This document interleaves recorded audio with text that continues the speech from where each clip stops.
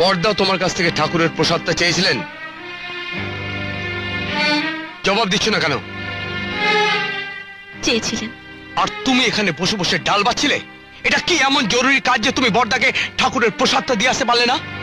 আসলে আমি নিয়ে যেতে চাইনি। চাওনি? কেন?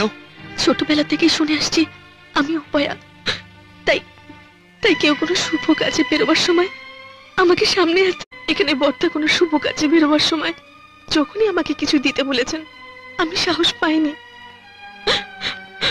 মনে হচ্ছে বর্দার যদি কোনো অমঙ্গল হয়।